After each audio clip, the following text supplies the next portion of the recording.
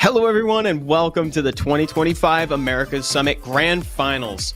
My name is Evan, and I have two fantastic co-hosts with me. First off, the winner of the 2024 Americas Summit and captain of Team Tiers, Topa V. How's it going, Topa? It's going great, Evan. I'm super thrilled to be here. Couldn't make it as a team competing here, but just as excited to be on this side of the table here today. We're glad to have you here. And of course, last but not least, it's Sean B. What's up, Sean? Hi guys, I'm back here once again, but this time I got two amazing co-hosts to watch and cast this America Summit final with me. It's going to be very, very exciting. Yeah, this is a big one, guys. Everything is on the table here. We got $7,500 up for first place today, and we have two teams ready to duke it out. We got GLHF and True Dolphins here today. So This is a big moment for these players, Topa. So tell me, speaking as a player and a team captain, how was your experience in the summit? I mean, my experience was great. This new team format was super, super exciting to play in, and just see like the teamwork. It had a whole nother layer to RTA that we haven't seen before, and just the cooperative aspect. That was super fun, Evan. Yeah, and that's actually something that we were talking about last week, Sean. Those layers of strategy, which are back again. In fact, both teams still have an Angelmon. You want to tell folks more about the structure of the summit this year? So if this is the first time you guys are watching the summit, then in short, both teams are choosing their player as if they're choosing a monster for RTA, and there'll be 5 different players for each team, and each one of them will be fighting in the best of 5. So it's going to be a very intense battle since the very first match, because if you win early on, you get crazy momentum in the America Summit. So it's going to be very exciting. I think last week we got the third place match ended in 3 rounds. So today, it could happen the same way, so it can be very intense in the very first couple matches.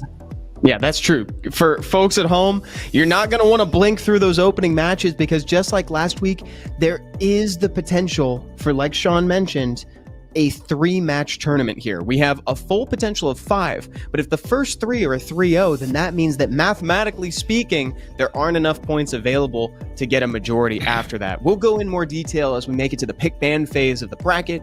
Here we go, guys. Our first team today, True Dolphins, who had a bye last week. So what's the experience like playing up against True Dolphins, Topa? That was a surprisingly really, really strong team that Mendieta got there. He was in the 3rd position in the draft, so he was kind of in the middle, being able to just pick out very, very strong opponents, and they dominated their way through the round robin, ending over 10 points above any other team. But another team that is definitely not to be scoffed at is GLHF here, Evan. Yeah, definitely. GLHF had kind of a rocky start, right, Sean? But they really turned it around in the last couple weeks. Yeah, because that team was rumored to be the easy champion because they have so many strong players. But even at the very first round, they struggled really badly. And it was not an easy ride for them any week at all. So they fought their way here. They earned every single point. And today, we're witnessing the final between True Dolphin and GLHF. This is the showdown. We finally have arrived at the Champions Peak. Let's listen in to see what these players are talking about. My first pick is Emodays.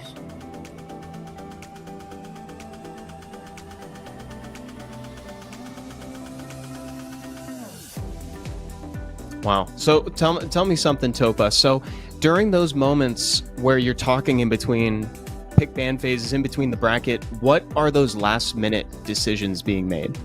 Well, one of the last minute decisions is, knowing whether you have the first pick or the second pick in the draft here. And actually having first pick is very, very advantageous because that means Maybe you're we're gonna stick to the plan putting then? in 2 players blind. But let's listen to GLHF here as well.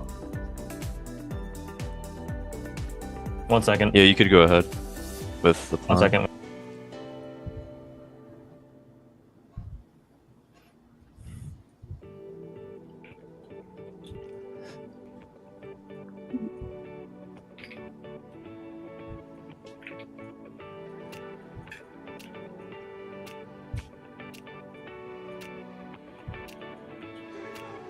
All right, so lock it in, Vinny. Yeah, that's fine. All right, Jesse. We'll do Pac-Man and Vinny. So Topa, you were saying that first pick is advantageous then because you get more information? Yes, that is true. As we can see Amadeus was placed in blind here, so he's not going to know his opponent. But the next player now that obviously is going against Vinny will be knowing that they are going against Vinny, and that's the case for 3 of them, while they only have to put in 2 players blind here. David, ¿estás bien It's a con really good ese premio? point. Ves tú. Seguro. Sí, sí desmotivado. My second pick is me. And here, Bit. And so, Sean, we've talked about this repeatedly now, but I feel it's worth mentioning again. Vinny has had an incredible streak in this tournament.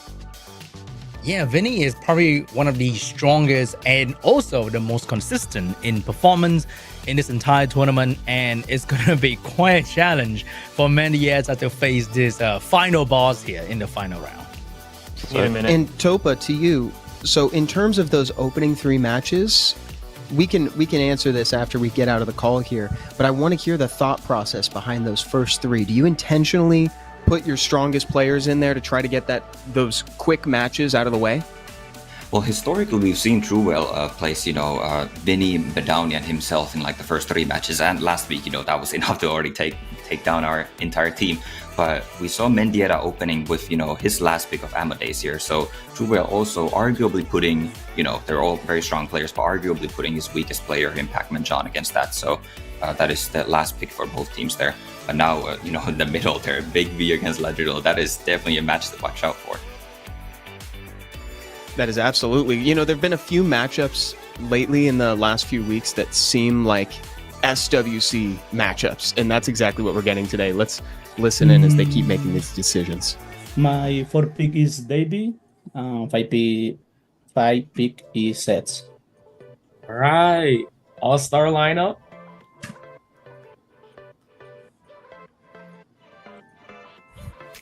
All right, there we go. And so we've got Bedowny in the 4th matchup there.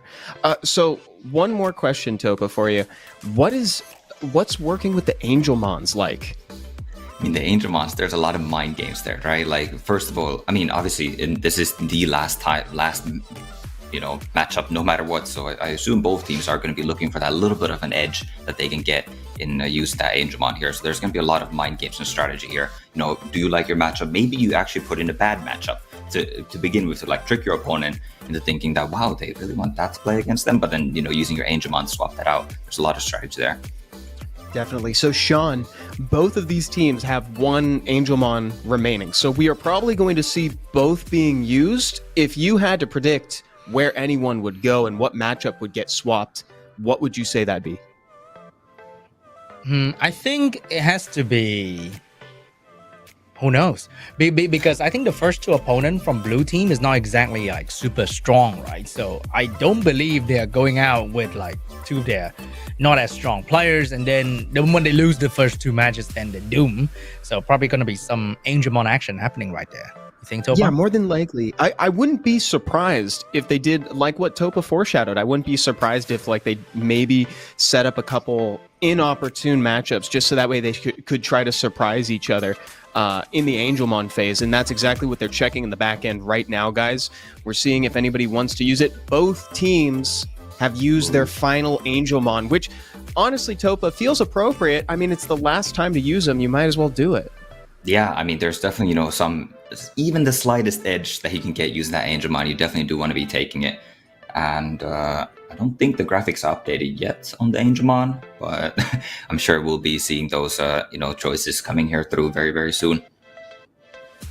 We'll see who gets swapped in here right now. Perhaps True Whale may want to swap himself to an opener. I mean, I understand closing out with a really strong player. Obviously, True Whale, household name here, but that's exactly what happens. True Whale swaps with Pac-Man John, so now Pac-Man John is going to be in that fifth matchup, and True Whale wants to secure that immediate win in match one and get his team closer to victory faster. And we're also hearing that Mendieta and David are going to be swapping as well, so the team captain's going in. So Sean, what do you think of these changes now?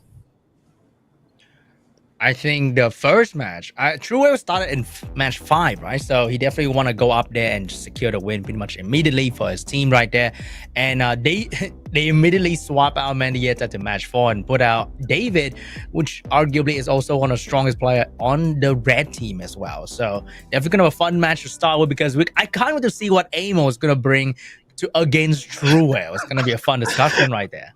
That's incredible, and I want to shout out to chat. We're not referencing too much, but just know we've got you open. And I saw Amodace is actually in chat right now. Said, "Hey, I'm top 5 on my team." What's going on, Amo? Good luck out there. Good luck to all players. And so Topa, now that you've been in so many different brackets throughout the course of the America Summit this year, what matchup do you have your eye on? I mean, I said it, I guess, right as it was brought up, but that middle match right there against Big V and Ladrill, that's the one match that didn't actually change with these Angelmons here too. And that's also the first round pick for both teams that are facing off there. So I think that might be the deciding factor here, right in the middle of the entire tournament. Yeah, that's the juncture. That is definitely like the highest stakes match for everyone. Right, Sean? Because last week we were in that situation. We talked about it at the top of the show, but we only got 3 matches last week. Yeah, because I think if match 3 went the other way, we're going to have way more matches at the end. But I think the first 3 are just really important, because you win early, then you win the whole thing. You don't have to play the last 2 matches. And you also kind of flex on your opponent like, it was easy, bro. It's 3-0. Exactly. Yeah, so we'll see how these players have adjusted. They've had a week to kind of mend their strategy to go up against True Dolphins in terms of GLHF, and True Dolphins have prepared for them accordingly. I'm excited to see what surprises they have in store for us, because again, chat, this is the one. This is the finals, the Champions Peak of the 2025 Americas Summit. We're just about to go into the first matchup here. In the back, they're doing the coin flip right now to determine who gets first pick. So Topa, something that we've seen from True Whale throughout the tournaments is it almost feels like he has prepared a team for every single round. The guy just picks different stuff every single time. How do you prepare to fight someone like that? You almost have to prepare the same way. You gotta have a wide range of monsters runed up, and that's gonna be really difficult to match, True Whale's immense monster and rune depth. But we'll see how Amo fares against him here. Here we go, guys. Match 1, round 1. We got True Whale versus Amadeus here. The Americas Summit 2025 Grand Finals. Sean and Topa, take it away. All right, Topa, what do you think is going to be the best pre-ban against True Whale? I don't believe that such thing exists, right? Because he has pretty much everything now. Yeah, that is going to be really difficult, but it's also a little bit telling on the team direction that Amo wants to go here. Banning that segment, he probably wants to contest speed a little bit, so we might be seeing somewhat of a speed fight here, Sean. Maybe a bit of a Maximilian first turn, but then that kind of team I think is a little bit out of the meta at the moment due to the crazy amount of counterplay in terms of AoE unit. So Amo's leading in with Oliver, and True Whale's going with the strategy he used last time. Yeah, that is a team that I know very well because I lost against it multiple times. But yeah, Amo going a little bit safer with that Oliver first pick instead of a Maxi, but still following up with all gas in the Wounds and Zibal there. So we have one of the most popular anti-AoE unit being drafted by True Whale. That is going to be the Fire Megumi to gain the turn between, to do a lot of fun things, to stun and to steal buff. And if he managed to land that AoE provoke once again, I think Amo's in a lot of trouble. Yeah, for sure. Megumi is definitely going to be a thorn on Amo's side, but he is not letting up this turn 1 draft here. Now that Maxi and the Van Cliff is coming in here. What is this? This is insane. Yeah, definitely a whole lot of AoE here. So I wonder if we're going to see the Windobara showed up at the end. Yeah, that might be a pick, but True Whale might be a bit too premium for such a free-to-play unit here, picking up that Balantis here, another unit to potentially cut and disrupt Amo's team here. I like to call that unit the premium verb, because you kind of have the same chance to revenge, to come between, and to do things. So I wonder it's going to work. Yeah, definitely. The bans are coming in here. I wonder who they're going to be banning. I'm not entirely sure. I think you have to ban one of the... I was going to say you probably ban one of the AoE units on Amo's side here, and the Megumi ban there makes sense. Amo's likely going to be taking turn 1 here, and we'll see if he can capitalize on that, Sean. Oh, he can only stun one unit. So if he stun Volantis, Wedgeat's gonna move. So that is gonna be a huge problem. If you stun Wedgeat, doesn't matter. Wedgeat's moving anyway. Yeah, he might be able to mess up some speed tunings here if he gets rid of certain immunities here and not the others. But Volantis also getting that bench there and looking to take over this battle.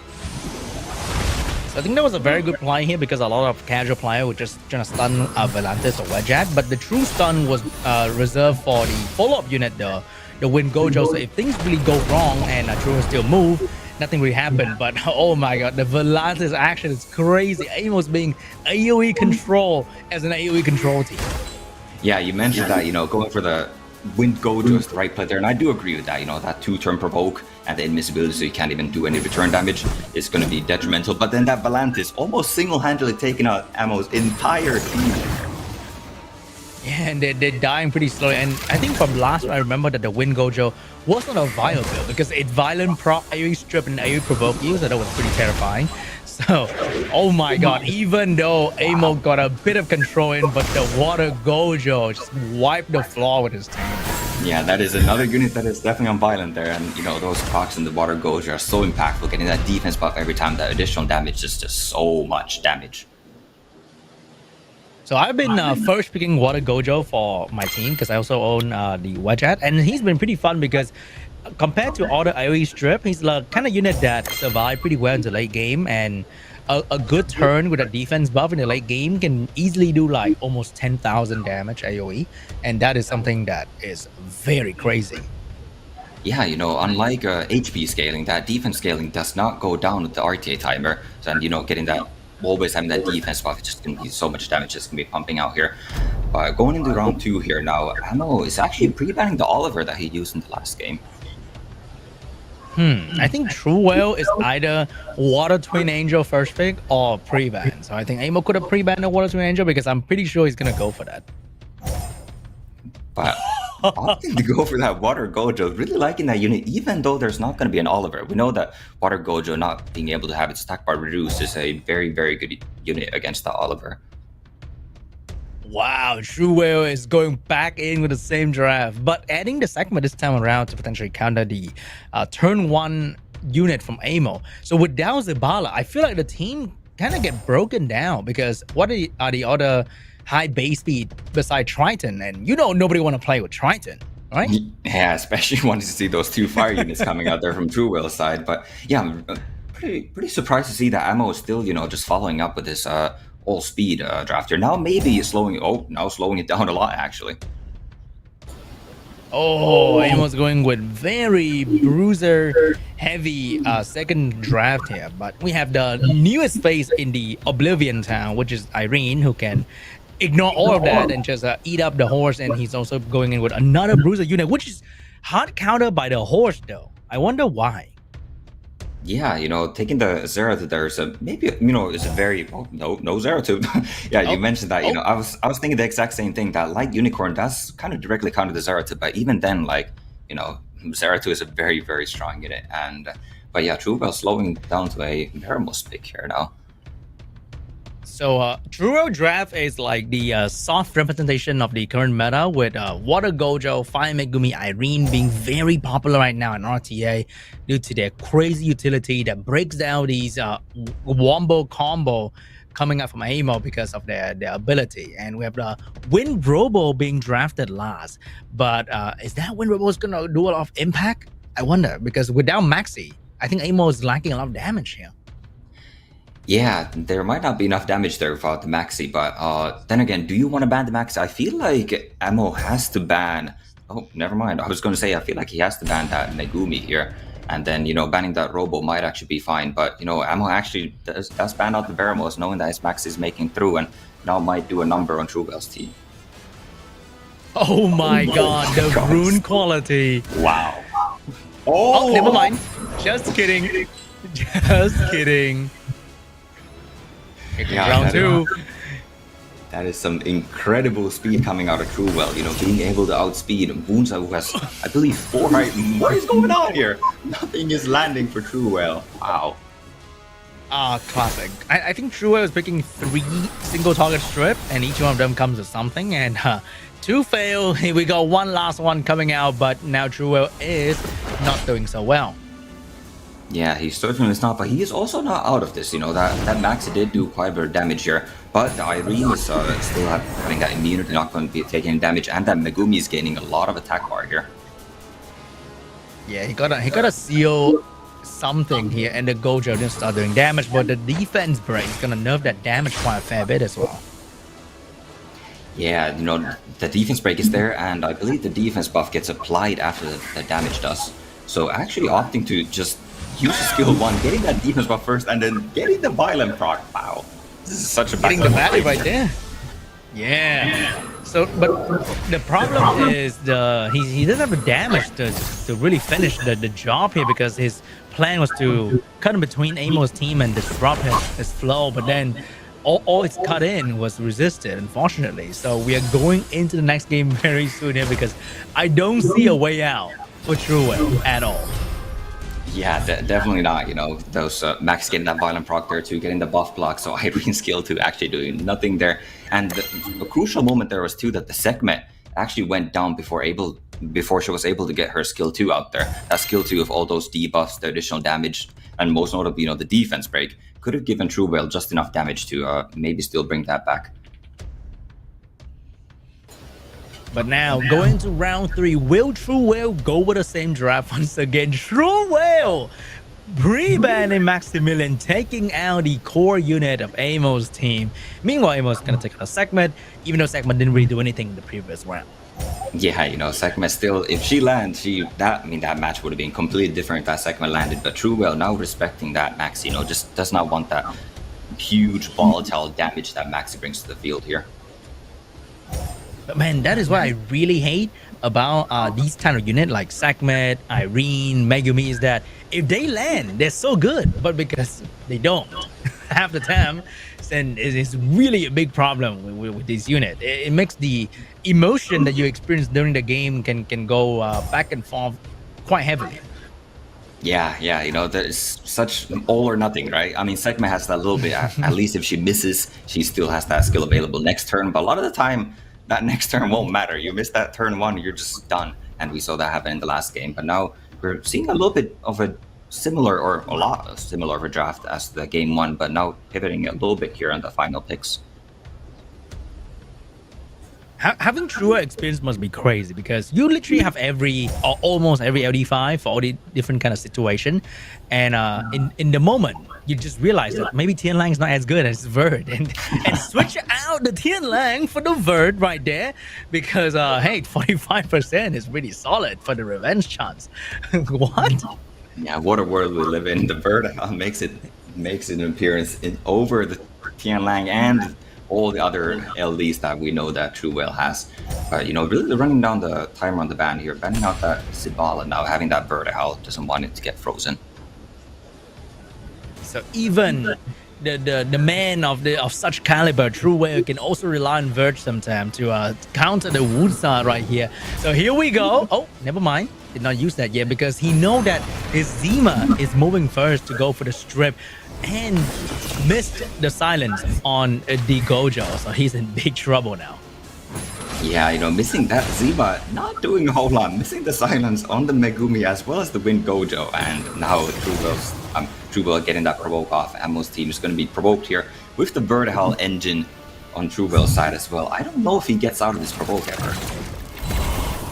And it's kind of crazy that he missed the only provoke that really mattered on the one unit that was about to follow up, and he missed that anyway, which is it's like using Gianna and then seeing no stun on the enemy team. Pretty similar experience that Amo is getting here without Gianna, and the fact that the Fire Megumi is gaining massive attack power value because everyone's attacking the Wind Gojo is really huge for True Will as well.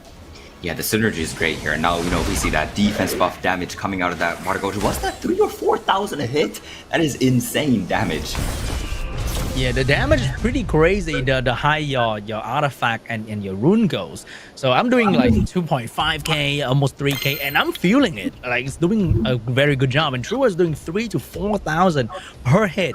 And remember, Water Gojo doesn't lose attack bar. He gains attack bar all the time as well. So he just move a whole lot and do a crazy amount of damage. And he's one of the water unit that can be picked early and doesn't get countered by Juno a whole lot, which is a very, very good thing for water strippers. Yeah, we've seen, Juno falling a little bit out of meta for that exact reason too. Not very many Junos are seeing play in this tournament. That Water Gojo single-handedly just, shutting it down, not having any debuffs on that skill too, and then, just doing 10,000 AoE damage just like that. Juno can't keep up. All right, guys, we're moving into game number 4. So True Will first locking in the Water Gojo once again. Will Amo switch up the strategy here? He is actually finally stealing something away from True Will with the Wedge at first pick. But Wedge is the unit that you kind of have to rune for it. Wow. Oh my god! You kind of have to rune for it, and he did right here. Yeah, Ammo really did his homework here, and we see that chuckle coming out of True Will as well. I was not expecting this. Ammo actually just taking potentially the second and third pick from True Will, and now True Will is thinking here, what do I do here? But you know what? He has more LDs, no problem. Gianna is coming out to play.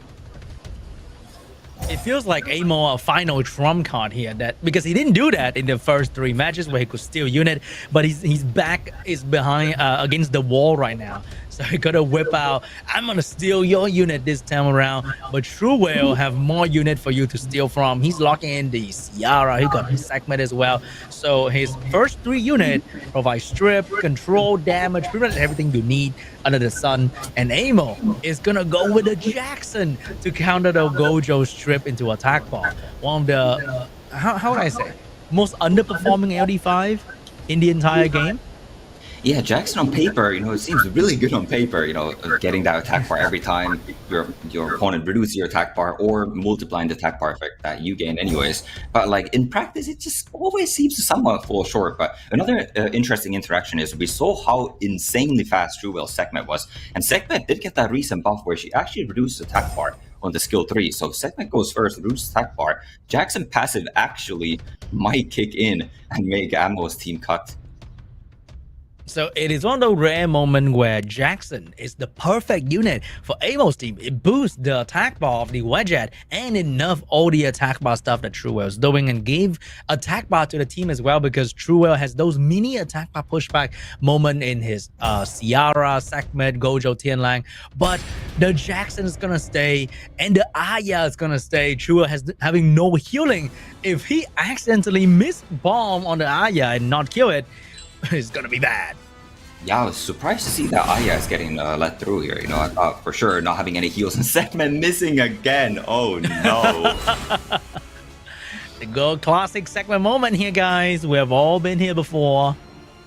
Yeah, Ammo's team is seemingly immune to Segment. Segment this time does get the steal on the immunity as well as attack production. And that attack production was just enough to actually desync Ammo's team a little bit here. We see that Aya moving in front of the Gojo now, so not able to provoke after the Gojo going for the skill 3 instead of the buff remove. That is strange. He only want to control the Ciara because I think Ciara is the only unit that can kill Aya, because everyone else is just giving her free damage, and it is kind of working unless this Ciara has something to say about it. Oh, free bar. Yeah, it is working a little bit, but then again, not really. Gojo actually missing that one provoke that he could be getting there on that Sierra, but Truewell, noticing that as well, that the Aya is the big threat here and putting that bomb on it right away. Now might be able to kill the Aya with skill 1 here, and it does. That's huge. Wow, 2,000 per hit, still very, very solid damage coming out from Gianna.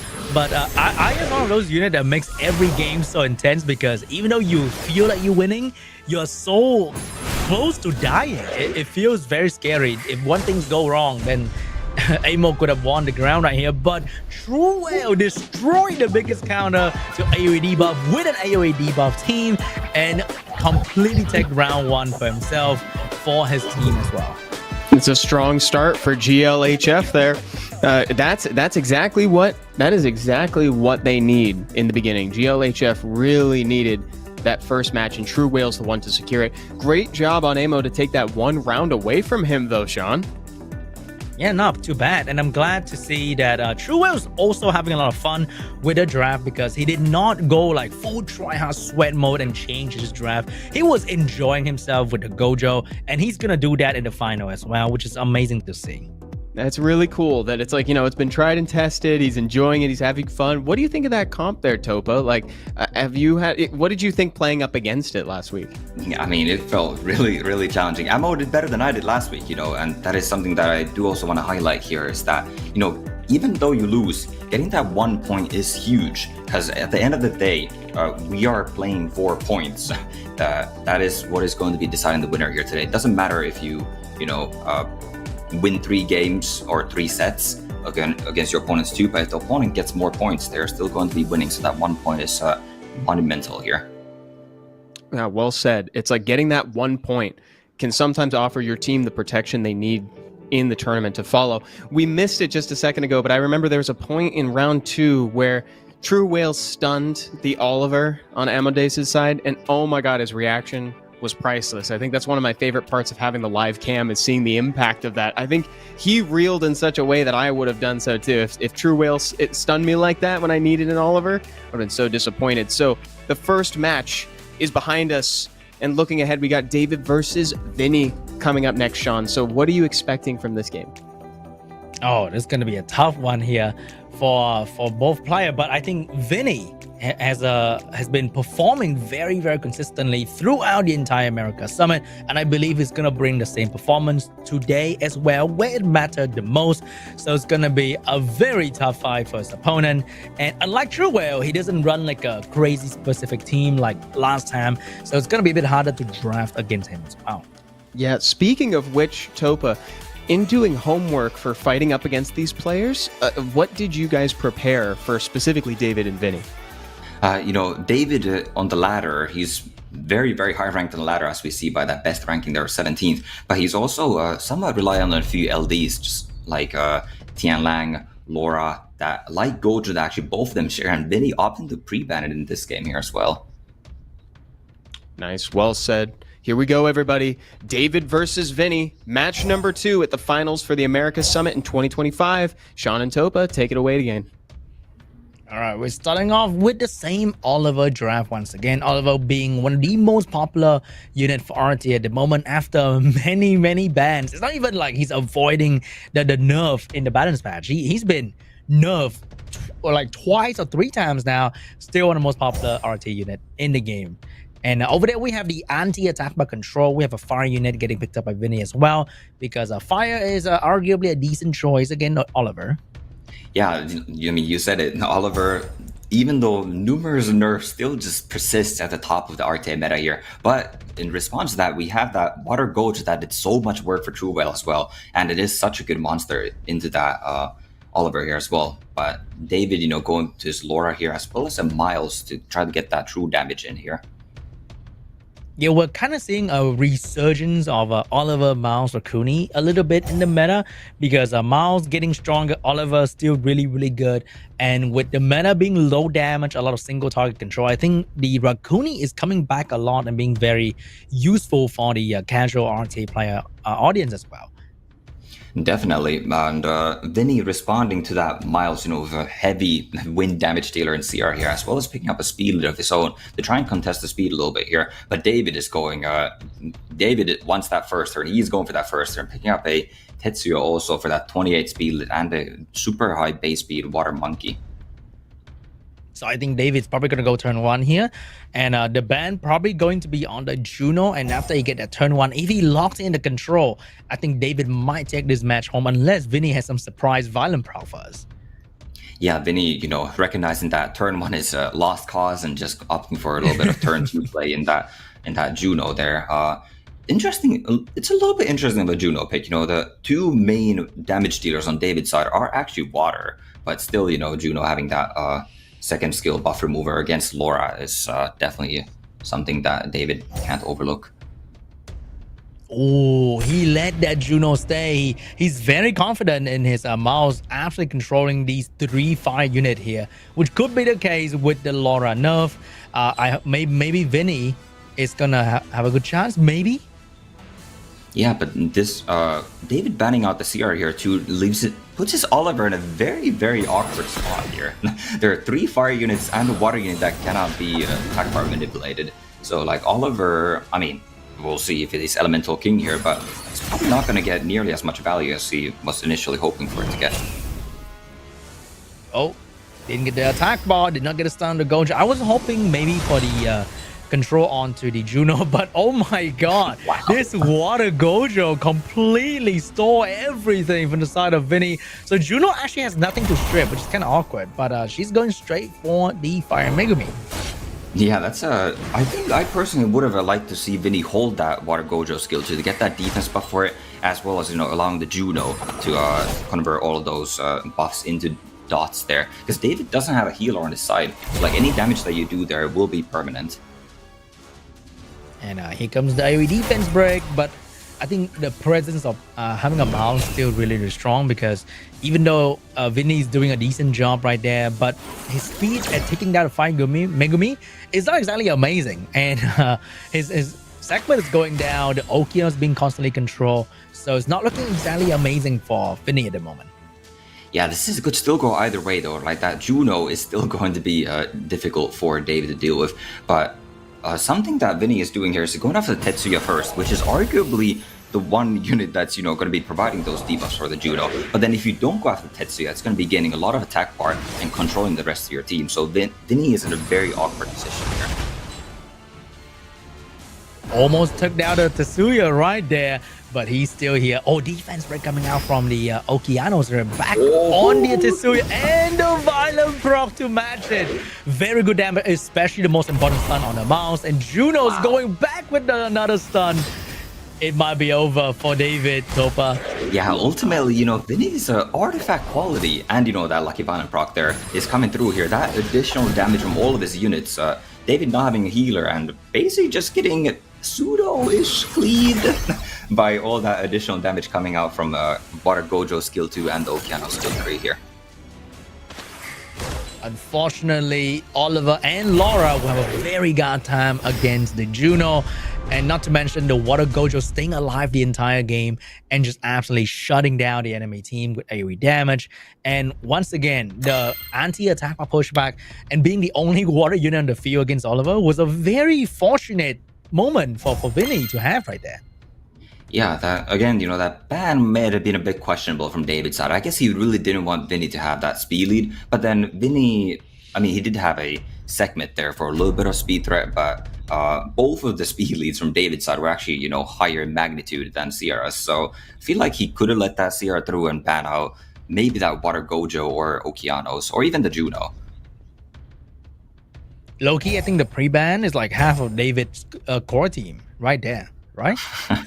Yeah, it definitely is, Vinny obviously has that light Gojo as well, so David really respecting that unit as well as in the pre-banning here. But now Vinny is also free to be pre-ban, another part of David's core draft in the Laura there. Oh, no, like Gojo, we're gonna go with the blue Gojo to counter the Oliver. And he's probably gonna lock in some sort of fire unit once again, maybe Fire Megumi. It's gonna be the Tetsuya getting locked in as well. Very meta, very, very meta coming from David. Yeah, we're almost switching drafts a little bit here. You know, Vinny this time taking the Oliver first pick, and then David responding right back with a water unit that cannot be attacked or controlled and a fire unit. So we'll see if Vinny is able to pick up a little bit more value of his Oliver later on, depending on what David drafts here. We got 2 single target control coming from Vinny. One being some of the most consistent single target strip into reset nowadays in game because of the recent balance patch buff, and one being a coin flip. It could be really, really strong or does nothing at all. Yeah, one of those units that we love to see. Irene is making, you know, waves in the meta here too. It's like very, very strong there. But David going maybe a little bit slower here with the Fire Twin. And from personal experience, I've noticed if Fire Twin gets outsped and reset, those cooldowns are pretty long. So it's going to be really difficult to get those skills available here. So Vinny locking in 2 water unit, and remember you can only do this when your opponents start drafting LDs, because if there's a win unit from David's side right there, the double water wouldn't really make sense. But because there was an LD and fire, you can go double water to absolutely punish the situation or to take advantage of the double fire with the double water, and the double water being really good as well. So the sort of late win draft right there is probably going to be bad. Yeah, definitely very good picks there coming out of Vinny. You know, the Hey Gang obviously hard countering the Gianna, but David probably knows that his Sonya is getting banned here, so he could potentially ban out the Hey Gang. We'll have to wait and see if that is a Swift Gianna that actually takes turn 1 here. But then there's the Water Monkey, so that is very, very unlikely. Vinny is in a pretty good position here in the draft, I feel. Yeah, I think it's still going to be a Vile Gianna, probably, to take to make use of the cooldown reduction from the Fire to an Angel. Hey Gang getting banned out. Gianna's going to stay in the field, but we got better speed lead and also crazy Water Monkey to go first and maybe stun the Gianna. Yeah, or he could opt to go for the Tetsuya here as well, so that doesn't cut him, because he does have other units that are going to be following up in front of the Gianna, as we can see here. I would like to see him, go after that Tetsuya here to not get disrupted. No. Oh, he did not catch on to the debug of the Water Monkey. He did not crit a single hit, I think. And that would not get him any stun, unfortunately. Oh, no. Yeah, not only does he miss the stun, but he also misses the bag there. At least he does get the buffer move on the immunity there, as well as the attack bar. So the fire teams, excuse me, is not going to be moving here right away. So Oliver will have a small opportunity to start controlling the Fire Twin, but it's going to take the attack bar off the Gianna first, letting the Gojo move. Gojo going in with the buff steal, but did not manage to provide a whole lot of value right there or control any unit, unfortunately. And the Monkey will have a chance to AoE skill too. And the Tetsuya, oh, he had to hit the Irene because of the threat state, but he can change now and take down the Okaino's AoE stun. Yeah, that was also a bit unfortunate there by that Water Gojo, not actually taking away the threat state from the Irene, because if that had happened, Oliver would have been forced to go on the Water Gojo, but now he was able to reset that Fire Twin and put it out of business here. And Vinny's in a very commanding position here, Sean. Yep, even with Violent Proc, there's nothing that David could really achieve. And remember, there's no increased cooldown time from David control, which means the Okeano skill 3 is still here with us, and that's going to be a hard-hitting moment for Vinny. Yeah, we saw how much damage it did last game, and this really shows, but maybe a slight misplay there, allowing that Tetsuya to move. But I was going to say that this really showcases how strong Vinny's draft really was. He missed the Monkey Stun turn 1, he missed the Irene Bag turn 1, and look how strong he's still looking here. It also shows that it is very important to speed tune your team, because if Oliver did not move right after the strip, that could have been very, very messy for Vinny's team. But Oliver moved, provided control that he needs to buy some time for all these cooldowns to come back. And the moment the cooldowns are back, the skill 3 are ready, the stun just completely shut down David. And David is trying his best here, keeping that Okeanos control, not letting it get that skill 3 off. But, the Okeanos is not the only unit on Vinny's side that is threatening. And we can see here as David's entire team is, below 50% health. Ooh, the Gojo damage though. But, not enough to bring the Okeanos. And the Monkey have a chance to go for the big damage as well, taking down the Gojo with a skill 3. And Gianna, no skill available. Fire Twin, no skill available. They can't do much against this Monkey, who's at a very, very good position to completely shut down the enemy team as well. Because Monkey has insane turn cycling, good damage, and being water against 2 fire, very good position. Yeah, Water Monkey is one of those units that seems to get random buff almost like every other balance patch, and now finally maybe in a position again where maybe it won't see a buff in the nearby future, because he's seen a lot of play here in the summit. All right, I heard enough. Water Monkey skill 2 can now slow the enemy as well. Probably gonna happen in like 6 months. Yeah, we'll see. Well, time will tell. But Vinny is still proving to be, doing what he's done the past few weeks here, and just really, really strong performance from Vinny. Not, still 2-0 against David, not dropping a game yet. All right, guys, moving on to game 3. Blue team is doing a very, very good job in the first 2 matches. So we might see another quick ending here in the final. Might, because the blue team is performing so well for every single player. Yeah, this is definitely a little bit reminiscent of last week's games here too. Blue team is currently up 5-1. But David still has a chance here. This match is not over. So if David, is able to get the reverse sweep here, he would almost tie things up to a 5-4 score here. And we'll see what he can do here. Now pre-banning that Okeanos. Oh, Okeanos getting pre-banned. One of the best virus on Vinny's side for sure. But it also means, I think, Miying is available right now. And that can be a quite a unit to be deal with here, because Miying is very, very popular. As I think one of the most popular LD5 in the meta, being able to fit into almost every draft, provide insane damage and value for the team.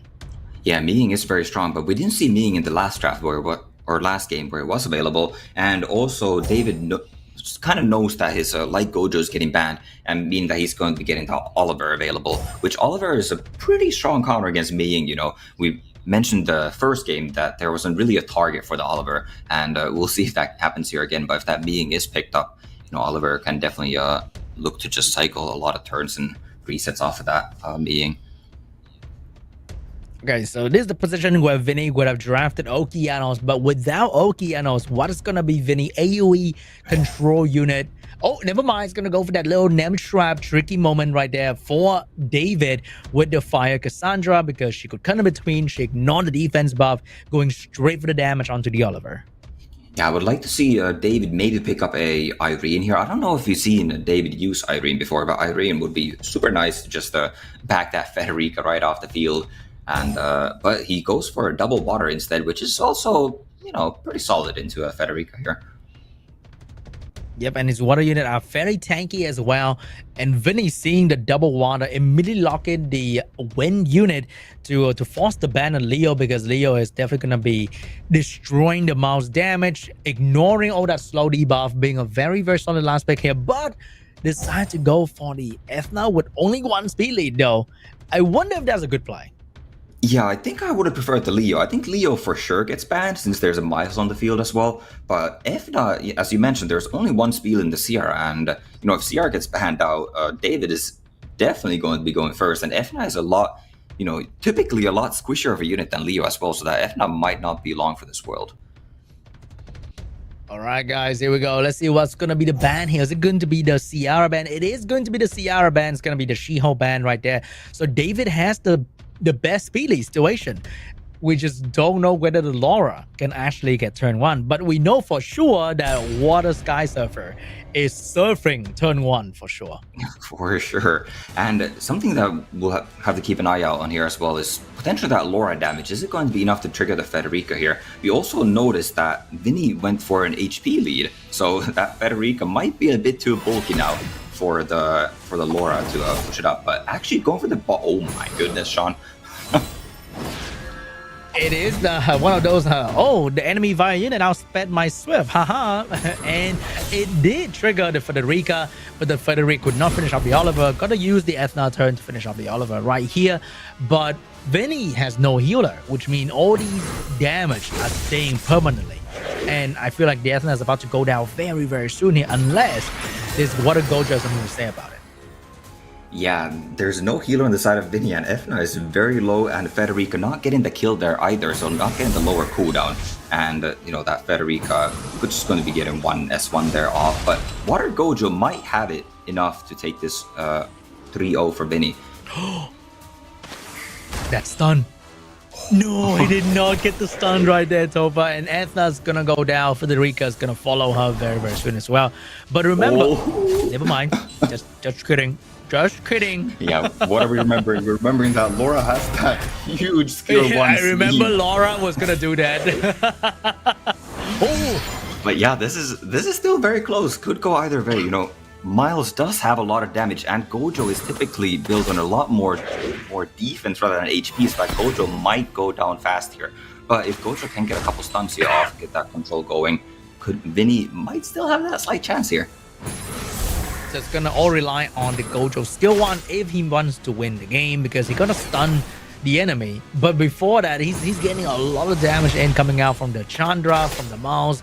And here goes, oh my god, that stun on the Gojo's face. That end the game right there. David will get one game against Vinny.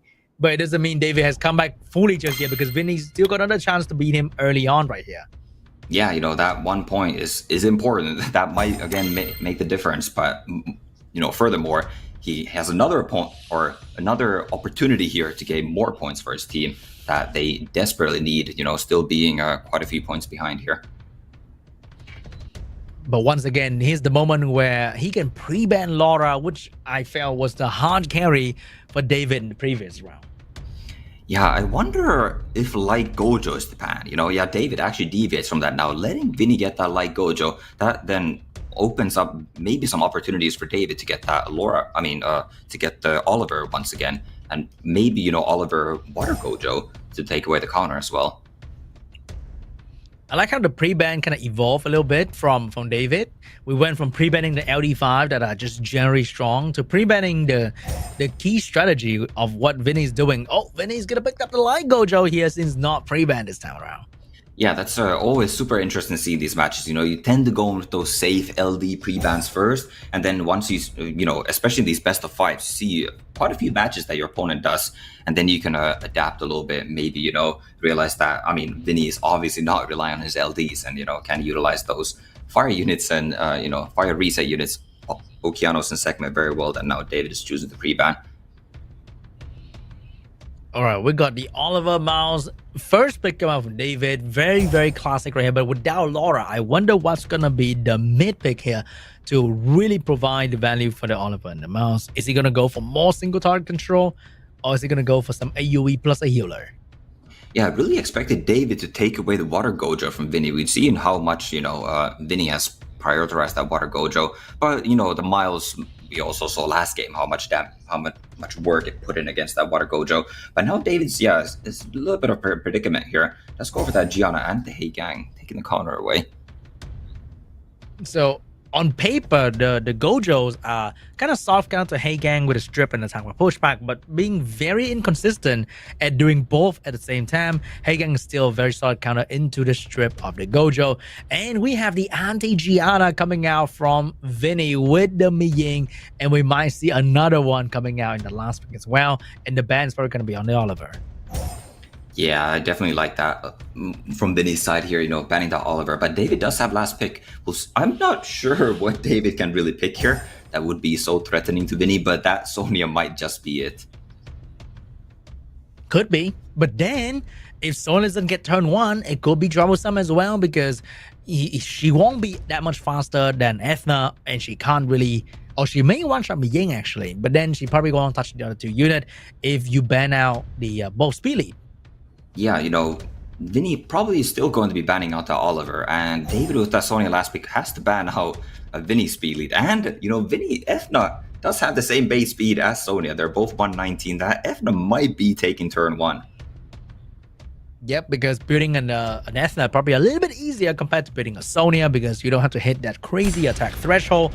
So, first turn might belong to Vinny, but can David survive? Because, oh my god, the Miying after Sonya going down is going to be unstoppable. Oh no, there's no will. is over. Yeah, that is, the Sonia looked like a scary pick, but did not have the rune call to back it up. I wonder if that's homework from Vinny's part. Maybe he saw in previous games that David's Sonia is not on will there, and therefore is able to sled it through, and also not on Nemesis. If it was Nemesis, they might have cut the Ethna skill too, and could have been trouble. But right now, it's a 4v3 with a very healthy and nice looking Panda on Vinny's side. Oh, no follow-up stun coming out from the Hey Gang right there, which means Panda is going to be able to move. If he Violent Pro right here, he get the passive right back ready. And we might be able to witness a funny moment where Okeanos pass back the stun. Oh my god, the violent, the damage, everything happened according to Vinny. Yeah, not taking that gamble, passing that bomb back, but, just pumping in that damage. And Ming just takes the game from here, right? There's just no chance. And David knows if Vinny takes it 3-1. Wow. Wow, Vinny not giving up that 100% win rate when it comes to matches. That was absolutely crazy. Sean, Vinny has made a solid impression with us for a reason, and this is why. Yeah, Vinny is arguably the best player in the America Summit according to the performance, because he's been so consistent at beating up his opponent. Nobody gets away from Vinny. He's truly, looking at win rates only, Vinny has been the best of anybody in this entire tournament lineup so far. So, real quick, Topa, I wanted to get your feedback on this. Water Gojo has been immensely popular. He's actually appeared in every single round of the tournament so far. What makes that unit so good right now? Yeah, Water Gojo, it surprised me a little bit as well. That unit is very strong, but I think it's just the prevalence of Oliver. We've seen still a lot of Oliver first picks, and actually we haven't seen a single Water Twin Angels yet, which, does a little bit better against that Gojo having that defense break as well as stun. But, just all those Olivers, Water Gojo doesn't care too much about that. Oh my goodness. And then that dominant third round there, Sean, that Etna just destroying the Sonya. That was absurd. Yeah, I think that is just a very, very good last pick coming out from Vinny right there. And also, I feel like these players are picking very high base speed unit without the double speed to back it up. So you are always at the position where you have to race against the enemy. And the moment you lose the race, you kind of lose the game at the same time. Yeah, absolutely. We saw a lot of confidence with that Etna. Vinny knew that he was going to outspeed the Sonya, and odds were on his side, right? You mentioned it in game. It's like a Sonya's harder to rune because it's like it needs more stats than Etna does necessarily. And speaking of needing more things, I need more scrolls, and I know you do too, chat. We got the Summit Final at the bottom there. That's a coupon code today. 5 mystical scrolls and 200k mana for you to summon them. Look at that. I hope you get something cool. Maybe I hope you get the Water Gojo, honestly. Topa, we talked about this before, but what did you choose from your Max Nat 5 event? Yeah, we have that event going on right now. You can still change your pick if you haven't done so. Now, I believe that option has opened up. I took the Water Twin Angels, but that Water Gojo is rising on my list very, very fast that I might even make the switch there. He wasn't on my radar for a while. Sean, did you already choose yours? I chose the Fire Twin Angel, but I also have the Water Gojo. I'm kind of thinking about switching because I play enough with the Fire Twin Angel. I had my fun, and I think the event is so amazing because it's designed for you to switch. And the best switch right now is probably for us to go on a break as well. So we're going to go and start the second half of the America Summit after the break. So you guys don't go anywhere. Only go to the toilet and be back here, okay? See you soon.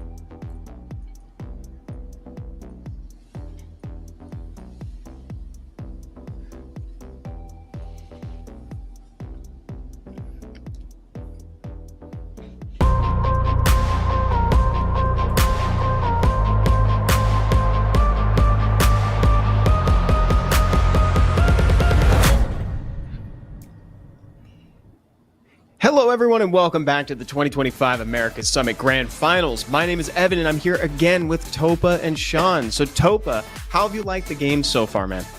They've been intense, you know. They've been a little bit one-sided, maybe in 3-1, but it's still not over by any means, you know. Team True Dolphins can still definitely come back here, and we got a big match coming up here next. That's true, and it won't take a lot for them to come back and keep their run in the tournament going. Sean, what are your thoughts going into the last matches of the summit today? I think it's going to be very intense in the upcoming matches for one side right there, because the other side, they are having a lot of fun because they are winning. They're leading so much. And if the next round become a 3-0 for the blue team, for True Wales team, it might be over. But it won't be an easy 3-0 for Ladrillo because he's fighting the biggest of V on the other side.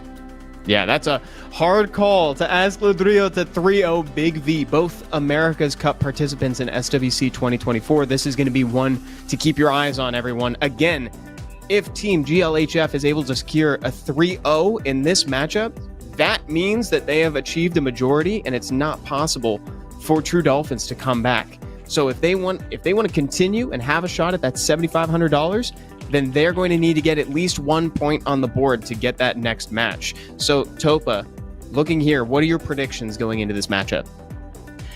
You know, Ladrillo has been kind of underperforming in the round robin. That, you know, maybe a big reason why True Wales team was so low ranked on the leaderboard, you know, going into like the final week as well. So I do favor Big V here a little bit, but we'll see right now as we get in the game. Let's see how this goes. Match 3, potentially the last match of the day. If Team GLHF is able to secure a 3-0, will True Dolphins be able to hold on? We're about to find out. Sean and Topa, take it away for round 1. All right, it's kind of funny that they both are using a picture for this, and they kind of look similar to us. Just want to point out, it looks kind of funny. But anyway, speaking of Water Twin Angel, from Topa comments earlier, we are finally seeing the Water Twin Angel, but over there, they are drafting so fast. We got the Twin Angel, we got the Oracle, we got the Begin to counter Oracle, and we have the Dark Nezuko locked into the last pick right there, Topa. Oh my god, the drafting is so fast. Yeah, what is going on here? This is way too fast for us to comment on. I would like to see maybe a triple Twin Angel against triple Oracle. It's actually, we see a Praha on Big V's side that we don't see so much these days, but I mean, in this matchup, when there's no wind units on the side of Ladrillo, might be a very, very strong unit. You know, a lot of these teams have been like 0 to, you know, very maybe one healer at most. So Pra is also providing that sustain that might be crucial here. And I like the fact that he's locking in the double Twin Angel and the Dark Netsuko. It is one of the combo that I try to pull off once in a while because you have a lot of cooldown reduction in these unit, and with the low cooldown, the Fire Monkey King is gonna start dancing with the skill 3 every single other turn. It's gonna be crazy. Yeah, you know, the players finally slowing down a little bit in the ban. They're taking, you know, that time to make sure they get the best pans in, and Ladrillo banning out the speed leader from Big V's side, definitely going to be taking that turn 1 with that probably super fast water monkey, but Josephine is likely going to cut right in after. All right, guys, here we go. The third match between these two teams, starting off with the monkey, going in with the big stun, providing himself with the immunity to stop him from being stunned by the Josephine. But Josephine is looking at the other unit that can also provide a lot of value, and she's trying to go for the provoke. She missed the provoke on the Fountain Angel and did not get the violent that she really need to get rid of the cooldown. So it's looking really bad for Big V at the moment. Yeah, that is a huge miss coming out of the Josephine. You know, alternatively, I think I would have liked to see Big V go for the Water Twin Angels instead. You know, there was no immunity there, so like a slightly higher chance of getting that provoke. And if you get that provoke, your Gianna actually did outspeed the rest of the units on Ladrillo's side, so you would have been able to get that control. But now your Gianna is just going to be leaving the battlefield, and maybe not with the Praha. Not quite yet. The heal that you mentioned right there is going to be the Praha going in with the skill 3, but because there was no value, she went for the play where, oh my god, the big V with the big proc coming out from the Praha with a strip into the full team sleep. Unbelievable. Wow, yeah, that is, you know, I was saying a Big V almost looked to be out of this match, but with just one Praha Violent proc unit that we rarely see these days, but, you know, doesn't make her any less influential, and now Big V is in very much control of this match. Man, that one time Pra make it to the big stage, because Pra is not even being played in almost anything now. You know, you rarely see Pra being used in anywhere. And the moment she gets a moment to shine, oh my gosh, she did shine with a big old strip into the sleep. And now suddenly the Drillo is losing one after another, and his units are dropping very, very soon. The damage coming out of Big V is really, really good. Yeah, I don't know if there's any coming back for Ladrillo now. I don't think he has any unit that can quite perform a, you know, a violent proc like that Praha did there. But Praha is still going, but it's still not over, not over. And I think that is the main problem with the single target meta, is that you're only controlling one unit, hoping for the other one would not proc. And as you can see right there, the Gianna did not proc, but the Praha did, and that absolutely shut down Ladrillo. Compared to what we used to get back then with the AoE meta, where you control the entire enemy team with like Cigar or Chungpang, all that good stuff. But now, not looking so good for Ladrillo with a single target control. Yeah, Big V taking that round 1, you know, with that very, very fortunate Praha Violent proc. I would be intrigued to see how the match would have gone if Praha did not get that Violent proc there. But alas, it happened, and we are moving into round 2. And Big V getting that very much needed point for his team here, Sean.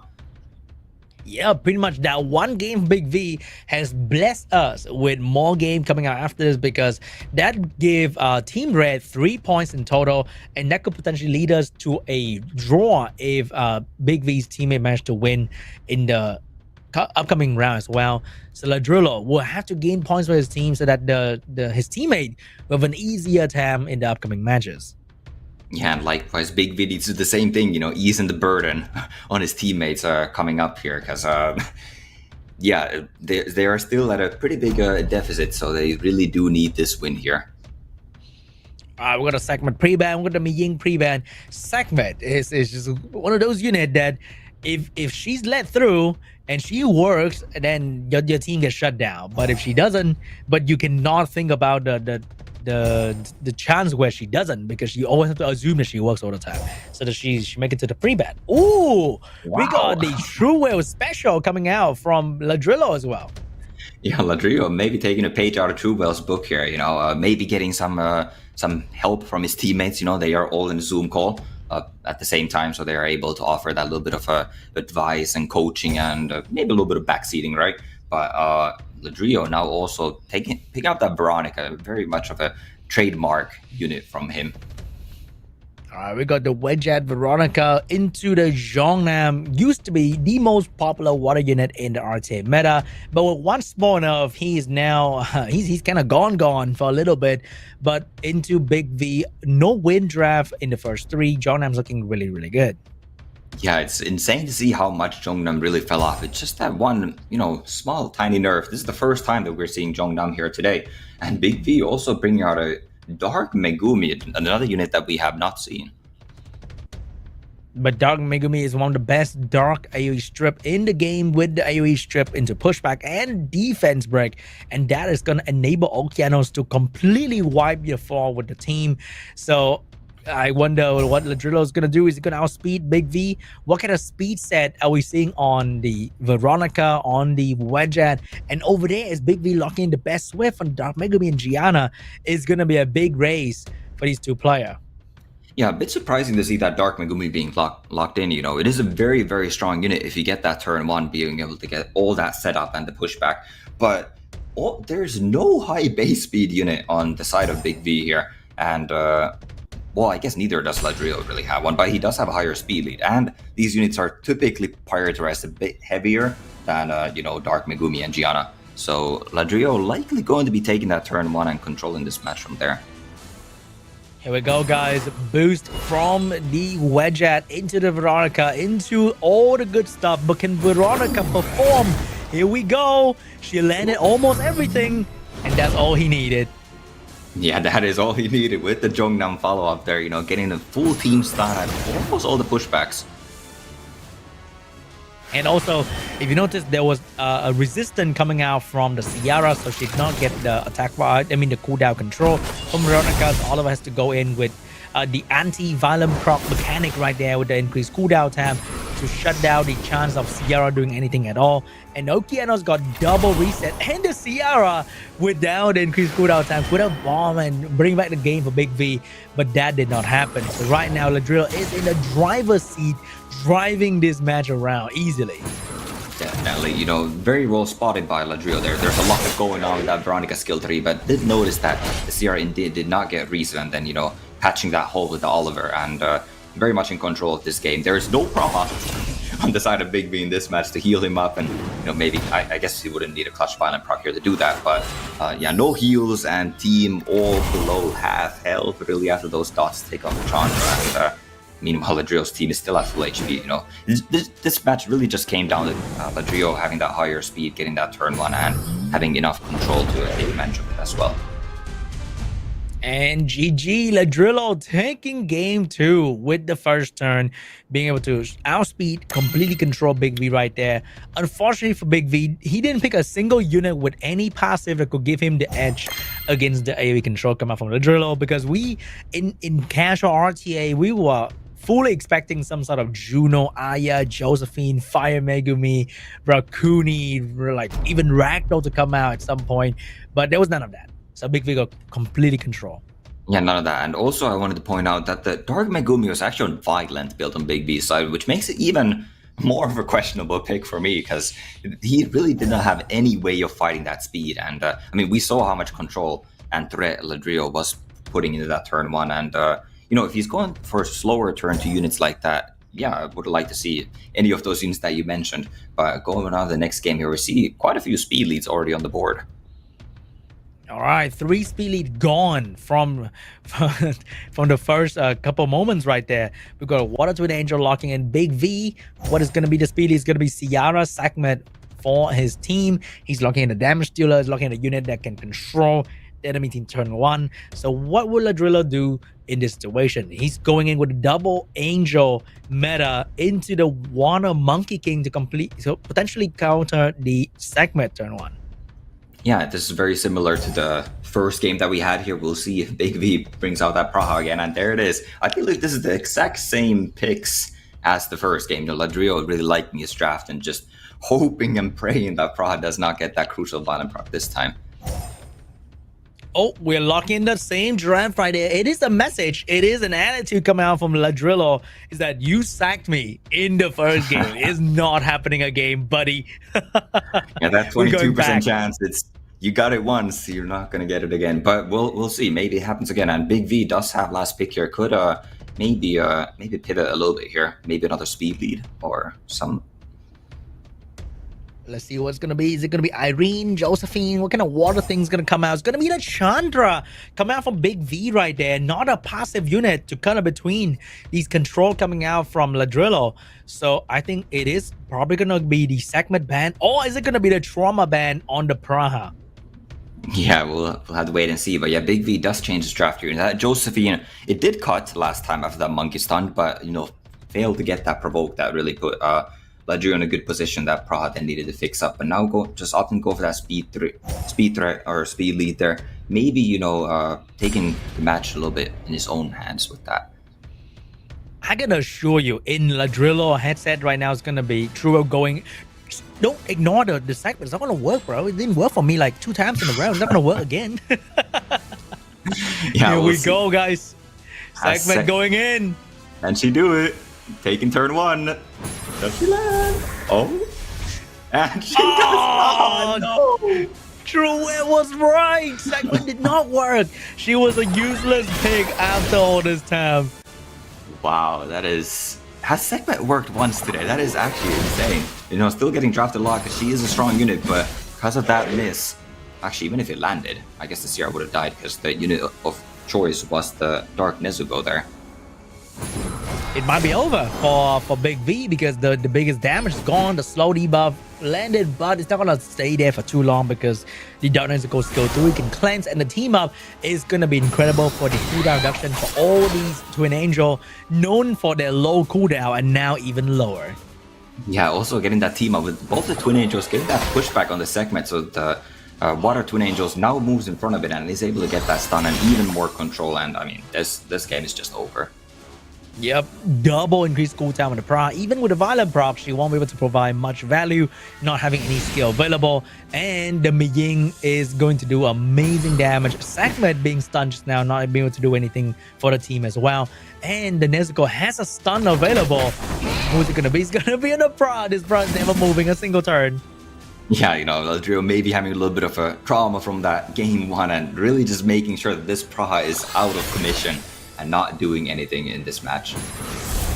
Segment, another chance, finally land the very late increased cooldown time that we all know and love every time we play Segment. When we need you, you're just not there. Yeah, it would have been really interesting once again to see how this match would have gone if the segment landed this time. Because again, if that segment lands on the Nezuko, CR still dies turn 1. Because that Nezuko was not part of Ladrillo's team taking out that Sierra. But obviously he would have had more follow-up with the defense breaks coming out of the segment as well as the sleeps and slopes. So might have been a close game if that segment landed. And then Miying is gonna seal the deal here with a huge damage coming out potentially from the skill 1. Or I could provide healing. It doesn't really matter because at this point Ladrillo has so much protection, damage, output from every single unit. And the Chandra is gonna go down to the Nezuko as well. GG, Ladrillo would take game 3 with a draft that he lost with in the first round. Yeah, maybe showing that he was deserving to win that first round and, definitely, I guess, was justified to run it back. But Big V really needs to step it up here. His team is struggling for points. And, while they have guaranteed at least one more match, they really do need these points here. All right, last round is going to be the segment pre-ban. It's going to be the Miying pre-ban. First pick for Big V. Is he going to steal away maybe the Water Twin Angel from Ladrillo? Because it seemed like going to be Ladrillo unit.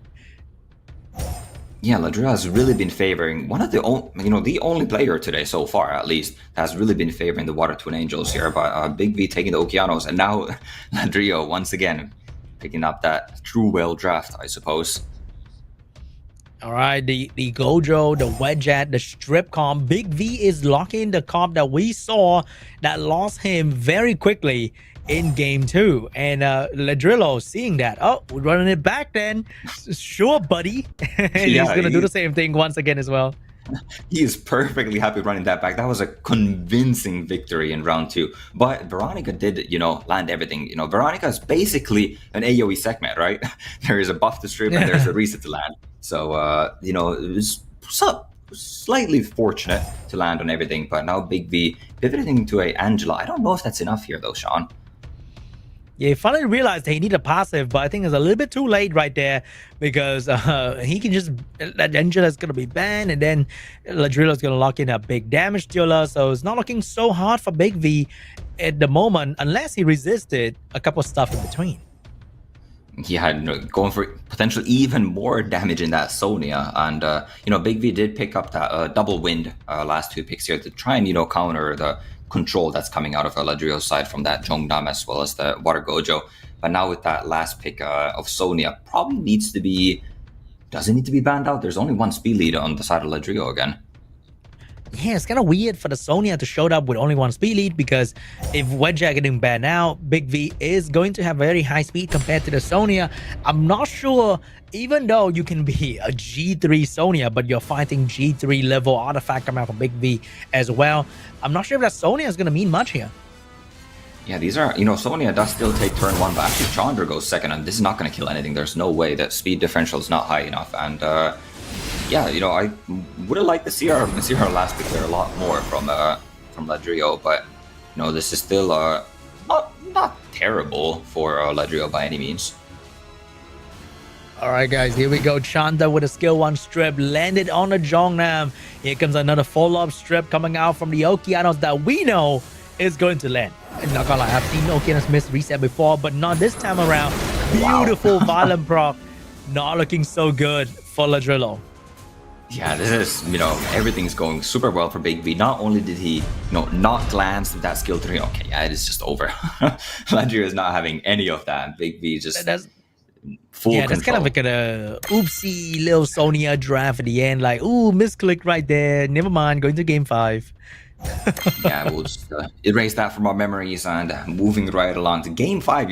I said it at the beginning of the show that this was going to be, my match to watch out for. And, so far it has, I guess a lot of the games have been a little bit one-sided, due to either RNG or just like outdrafts. But either way, we're going to a game 5 here. All right, what's going to be the pre-ban? It's going to be Oliver and Water Twin Angel, both speed lead, the most and the second most popular unit RTA in the pre-ban. It's crazy how Water Twin Angel is the most popular. Out popular Oliver in the statistic right now. It's crazy. Yeah, and Ladrillo now actually decided to take the Gianna away from Big V. Big V has been relying on that unit quite a bit here, but not taking a speed lead.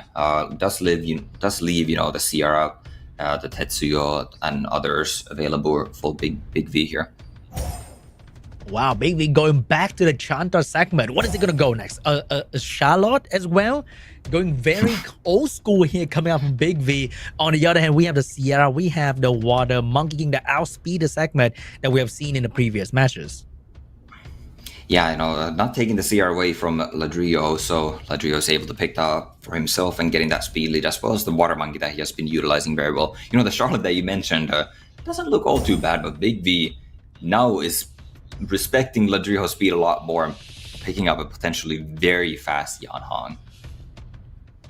All right, we got Yan Hong, we got the Vio Dark Megumi right there, and Ladrillo's gonna lock in a very solid follow-up Water for the Big V no win element team right there, and the Fire Megumi to casually cut in between the Yan Hong and the segment to completely shut down the Dark Megumi or whatever follow-up he decides to do.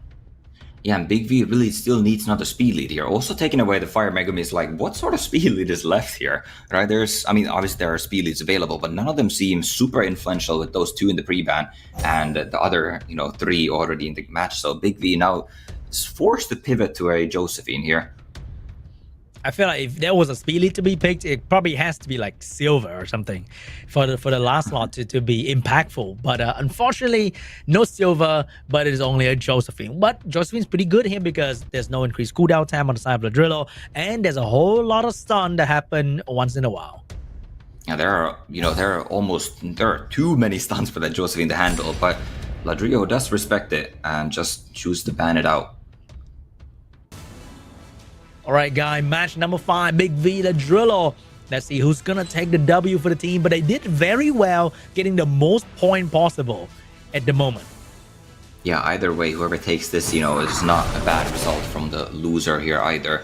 Getting, at least 2 points for their team, which is going to be huge here. But that Water Monkey taking that turn one and getting the stun on that Dark Megumi. Sekhmet towing Sekhmet things once again and missing Sean.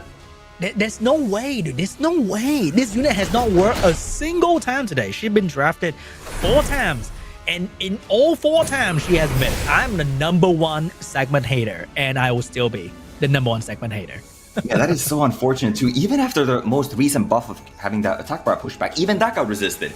If the Sekhmet landed the attack bar pushback, at least the Gianna would have been, pushed back, and therefore Big B's team would have been able to move in front of it and potentially, Mega Move could have Violent procced out, and it did Violent proc out, but now there's bombs instead, and this is looking very, very good for Legend. And it's kind of funny how on the other side of the table, Water Monkey King's been drafted rather frequently as well by Vinny, Ladrillo, and they all kind of worked out. They all kind of worked out with the turn 1 stun and the follow-up stun, being a very, very valuable contribution to the other team. Yeah, there we have it. Ladrillo takes it, but yeah, Water Monkey, it's almost like an Okeanos. It does have 6 hits on that skill 3, and all of those can remove buffs and can stun, so it's definitely a lot more chances there than for the Sekhmet to land, and yeah, Water Monkey putting in work there. Ladrillo is the winner for that one. Like you said, Topa, man, Shiho is looking like a lot of monsters right now. I have this not so conspiracy theory that someone is trying to make Shiho into the water version of Etna. And I think that's what's happening, because he is getting a buff every other balance patch, like you mentioned. So looking ahead, now Big V has gotten his team at least one more round going up here, Topa. What do they have to do to pull ahead of GLHF in this tournament? I mean, they have to win, simply put. They are down at a 9-4 deficit here. So they can only allow to lose 1 game. Not a set, just a single game is all they can afford to lose at this point, Evan. That's how close it's become. Like, 1 game is all that's separating them between a potential victory and being out of the finals of the Americas Summit this time. And now we're looking at the replays here. Sean, on record, you've said you're the biggest Sekhmet hater around, and man, you are being proven right time and time again. Yeah, today was amazing. It was a fantastic day for every Sekhmet hater out there. Shout out to my boys. We are witnessing the downfall of this of a sad case of a unit that on paper, wow, one of the best turn 1 unit in the game, but in practice, one of the worst disappointment in the history of mankind. Just like me, when I go back to tell my mom about my math homework, it is just not good. All right, it's just bad. You're rolling the dice every time. There's no guarantees with Sekhmet, and it's kind of scary, especially when it's a point-based system like today, in a tournament setting like this where every win is a point. That's a lot to bank on. So next, Topa, we got Mendieta versus Badowny coming up. So in practice, when you were preparing for the tournaments, what did you do to set yourself up for, or to set your team up to go up against these players? Yeah, they're both super flexible. Mendieta, we actually saw in the Summit Finals last year as well. He has not been in SWCs, but he's definitely not to be counted out here. Obviously, Badowny being in SWC last year, a very, very strong opponents. They both have some LDs, and Mendieta has that Lars, the light. I can't think of his name. The right light now. Geralt, yes. Yes, the light Geralt. That's been doing a lot of work for him as well. So we'll see if Badowny bans that out here. That unit is so fun. I can't wait to see if it comes into play in match 4 of the Summit. Take it away, guys. I think I will forever remember Mendieta as the Zeza Slayer. Okay, he's never been in SWC, but he has been one of the players that made it to the World Final. So that is a very big achievement. And here we go, guys. We got the Oliver, we got the Water Twin Angel once again, and being pre-banned is also the 3rd and the 4th most popular RT unit right now. It is the Heigang and the Gianna. Yeah, there's all the popular units are popular for a reason, and they are here in this match right now as well. We'll see what Mendieta chooses to pair out with this Water Twin, and goes for the pretty safe Fire Twin here. Badowny likely going to respond with Laura or some sort of buff removers against this. Probably going to be Miles Laura if there's going to be the situation right there for Downey, because the easier way to deal with these Water Twin Angel is to try and outspeed them, because the moment you go in turn 2, you're dealing with a whole team in 2 unit with low cooldown at the same time. Yeah, he definitely recognized that there as well. He really wants that turn 1, getting that Laura as well as another speed lead. In the pre-bans too, but Downey did pre-ban that Heigang, although his Gianna did get pre-banned, which is arguably, the hardest countered unit by the Heigang. Laura also gets countered pretty hard by Heigang, so he has free reign on these units in this match here at least. But now Mendieta responding with that very, very popular Water Gojo today. We got Water Gojo, we got the Fire Bayak. Fire Bayak is a very, very solid unit in pretty much all kinds of situation, because if you happen to need damage, control strip, it's like the Twin Angel. He brings everything in one unit. It's pretty crazy. Yeah, it's also another unit that has super low cooldown, so works extremely well with the Water and Fire Twins here, providing that cooldown reduction. Technically, you could use a Fire Bike skill 3 and then just use the cooldown reduction for both Twin Angels, and you don't even need the proc. You already have your skill 3 available once again. But Downey routing out his draft with that Miles, maybe a little bit delayed there, but he's still, very, very strong here when there's no wind units represented in the side of Mendieta. Yep, no win unit. I would say a late win unit that wouldn't really matter. But as you mentioned, the Lars is coming out from Mendieta for some solid AoE damage and defense break, which will work really well for the Water Gojo damage and the Fire Bite damage as well. Yeah, the Lars, Downey only has to heal over time as far as heals go. So Lars is able to do a lot of damage, if it gets going. If it gets that initial skill 2 off, it's going to get those adrenaline stacks to get the attack bar, and it's going to be going skill 2s infinitely. And that damage adds up very fast. But Downey banning the speed lead from Mendieta's side and looking to just control this right away. And also, Mendieta's entire team is a counter team to Oliver, because we have 2 fire unit, we have a water that cannot lose attack bar, and we have a light unit that gain attack bar when he gets touched. So that's going to be a bit annoying for Oliver, but the control from Downey turn 1 is looking really solid right now. Ooh, I'm a bit surprised, but Downey, he's not respecting this Lars right now. I was really expecting him to go after that Lars, especially as you mentioned, it has no adrenaline stacks right now, so he would not be gaining attack bar. And that is one unit that Oliver could be getting the attack bar off of, but, gets the attack bar off of the Fire Twin Angels either way, and there is, Fire Big. Oh my goodness, the stuns. Oh, but the stun was what Miying was waiting for. And more stun coming on to the Lars, and there's nothing that Mendieta can do. The Fire Twin Angel, unfortunately being fire, got full pushback and increased cooldown time by Oliver. So they are going to stay there for a long, long time. Wow. But Downey break down the other unit on Mendieta team. Yeah, this Ming is going to be a big issue real fast for Mendieta to deal with, It has that counter attack buff up, it, obviously cannot be stunned, and well, I guess it can be stunned right now and doesn't have skills, but yeah, the Lars not cutting in either. Oliver getting that reset in, so it doesn't get that infinite skill 2 cycle on here. I'm not sure if using skill 2 is a great move from Lars right now, because the revenge is on Miying. So if he's skill 2 right there, he might just lose Lars immediately to the Miying revenge damage. So Miying is just one of those units that makes you how do I say this? Both are kind of racing, but the moment the Miying's team get a bit of momentum and you kill a unit early on, it is extremely hard to deal with this unit the moment you're losing out on the race. Absolutely, yeah. Both of these units, if they get the ball rolling, it's kind of just was a matter of who really gets the jump on the opponent here. And Downey, having those speed leads and the high base speed or high speed unit in the Miles, got that jump on Mendieta here, and it's kind of been in control ever since the start here. Yeah, and now Lars is looking like it's about to go down very, very soon here to the Miying damage. And the moment Miying takes out another unit that could defense break and attack break him, nobody's stopping Miying right now in the late game. All those random small stun from the Water Gojo might be terrible against the Miying. Exactly. And, if Downey takes this game here, all he needs is one more win for Team GLHF to take the whole tournament here. So as it stands, I don't see a way for Mendia to come back here. Maybe this Water Gojo can do it, but I really don't see it. So Mendieta and his team cannot afford to lose anymore after this match. Mei Ying absolutely crushing the opponent, giving them no chance to win at all because this unit is just so dominating in the late game.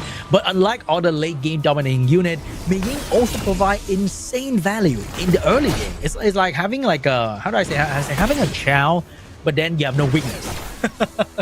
Yeah, that damage does not need to get stacked up. You don't need your allies to die for that justice to do damage. That skill 1 slaps. And, he self-defense breaks as well, so sets himself up, and what an amazing unit. All right, guys. Moving on to game 2 between Mendieta and Badowny. Mendieta will need to perform a plot armor moment right here if he wants his team to move on to the next game, because Badowny only need one more win to move on to be the champion. Wait, is it over? Wait.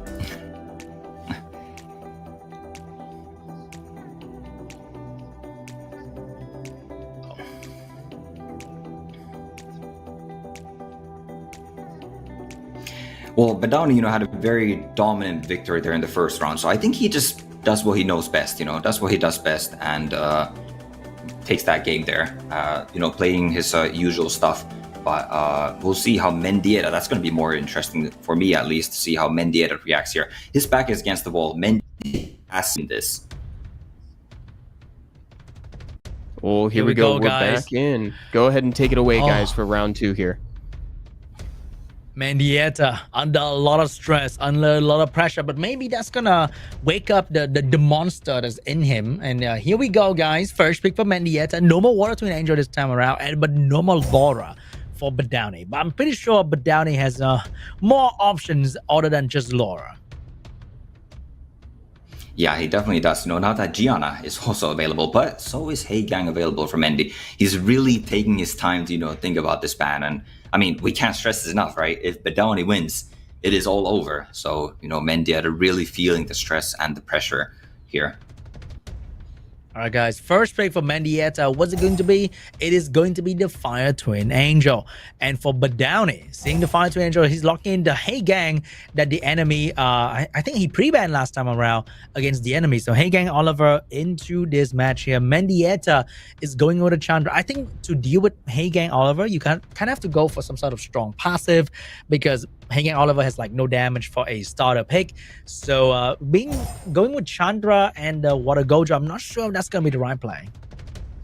Yeah, Badowny, knowing that he has a Gianna available, just immediately takes that Heigang away, one of the biggest counters. And Gianna is going to be super strong into what Mendieta typically brings, because he likes to fight on that slightly lower speed, mid-range turn 2 bruiser stuff, right? We saw that in the first game. Badowny took the turn 1 very convincingly and was, just controlling the match from there on out. And now Badowny is not letting that up. He is going for that turn 1 and the control. Oh no. The Han, the Gianna coming out. Han, one of my most wanted LD5 due to how well he was with Gianna and the crazy damage he can do to a bruiser turn to position like Mendieta is getting in here. And with the Fire Megumi being kind of soft counter by Heigang and being able to get stunned by the Gianna, it's not looking so good. I think the late segment will probably get banned here, and Badowny can go for another heavy either super control or damage unit in the last pick here and completely shut down Mendieta, unless his Gojo or the Chandra happen to outspeed Badowny. Yeah, I think it's definitely a little too late with the segment there. I think that needed to be in the second or third pick there, because Badowny can kind of just, well, I guess he does pivot to a lower speed here. But then again, I mean, the Juno, we know that the Water Gojo can do a lot of work against the Juno here. But even, that segment gets banned out, Badowny's just going to take turn 1 and likely control the match from there. Yeah, I think Badowny could easily go for like even a Jongnam. I think that could be pretty easy moment for Jongnam to actually control the entire team of Mendieta. So Gianna getting banned out, Sakma getting banned out, and Badowny probably gonna go first here, but can he finish the job with Oliver and Han? Here we go. Yeah, I'm not a not a huge fan of that Juno last pick coming out of Badowny here. You know, he does have this very heavy turn 1 control outspeed type of draft that's just like gonna kill something with the Han there. So like, why go to the Juno? There's not particularly that many debuffs either. The only unit that really has, you know, a lot of debuffs is this Fire Megumi here. But you probably maybe even want to go after it first. You know, you're gonna be feeding a lot of attack bar.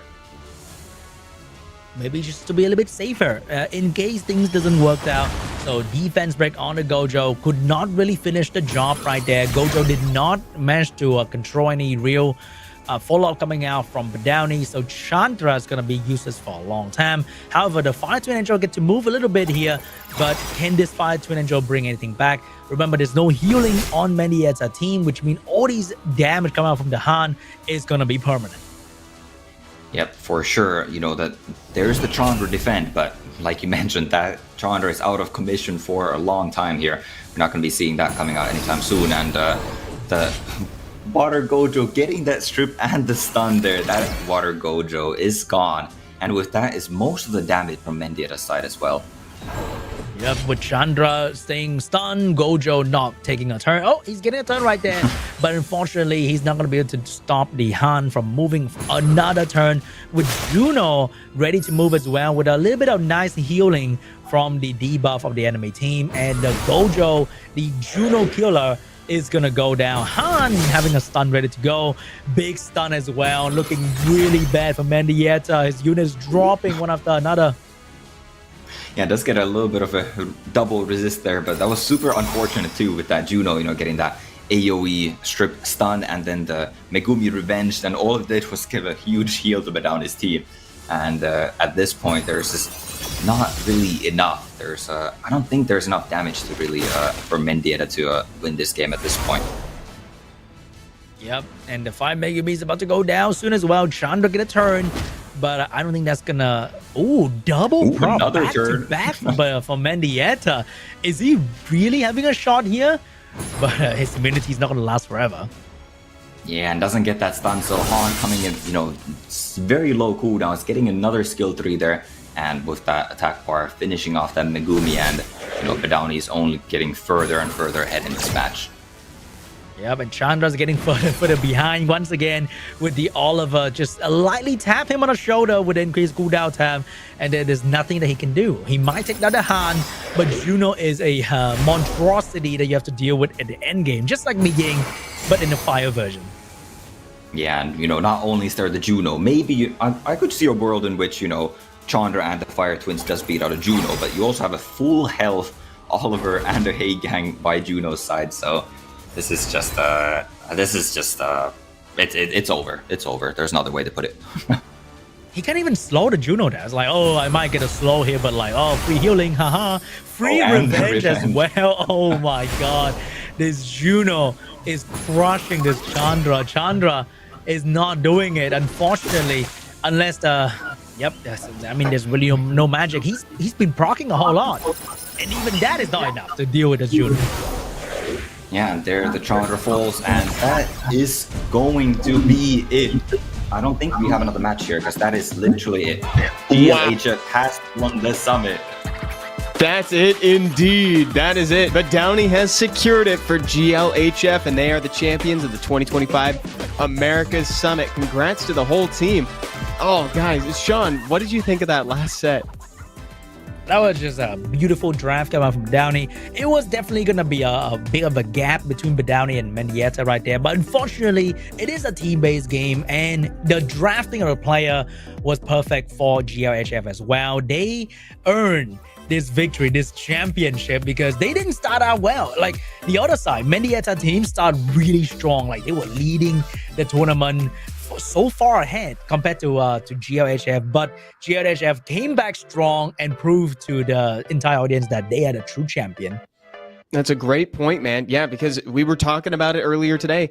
GLHF had what we called a rocky start before, and they really turned it around. Meanwhile, True Dolphins has been so far ahead in the round robin phase that they've actually had a bye for the last couple weeks. So now coming back into it for the finals, the pressure was on, and unfortunately they faltered at the end, or GLHF really turned it up to 11.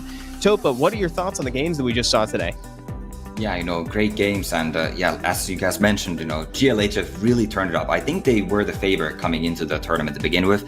And I think they really just had that momentum. They got 10 wins in the final week after their way to the playoffs. And, then obviously having an extremely strong performance against my team. And now, continuing that momentum right through. And they didn't lose a single set here, right? So just dominant performance from them. 100%. And I really want folks to understand how big of a turnaround that they had. They were the favorites going in, and they came all the way from the bottom to the top to the finals, and now they are winning and walking away with 7,500. Last thing that I wanted to ask you here, Topa, too, is what are your thoughts on the whole team-based environment here? As a man on the inside, someone who was the team captain for Tears, what were your thoughts on the format? The format was super fun, and I hope, we see more tournaments just like this, with the team formats, maybe 2v2 tournaments or other team-based. That's a whole nother layer of strategy, and maybe even to bring that to SWC, which I know is coming up later this year. Yeah, big time. And Sean, looking back, did you have a favorite matchup today? I think every matchup was pretty good. I wish we get to see Zax play. Maybe if Zax switched with Mendieta in the 4th game, we might see a crazier match, and we might get to a match 5 potentially. But that didn't happen, and it showed how drafting the players is also very important. But the more important thing is the 5 mystical scroll right there on the screen for you guys right there. Look at that, guys. 5 more mystical scrolls for a total of 10. You can get your 10 pull today. Hope you get something cool. Hope you get the Water Gojo. SWC 2025 will rock is the coupon code. And let me tell you, folks, it will. In fact, if you enjoy watching Competitive Summoners War, that is the thing to look forward to next. It's going to be a big one, so make sure that you stay tuned to our socials for updates on everything SWC 2025. But from all of us here, SWC is going to be looking pretty exciting this year, and the Americas Summit was fantastic. Sean, looking back, I already asked Topa, but what were your thoughts on the format? I think format's definitely amazing. Agree with Topa as well with the 2v2 coming up. Will be great addition to SWC, because I think SWC has been amazing up until this point, but it could be better. It could be more amazing with new format, 2v2, all that kind of stuff. But it was an amazing tournament overall. I can't wait to see the same thing happen again next year as well. Yeah, me too. And I talked about it a lot. I love the team angle. I think that the layers of strategy were cool.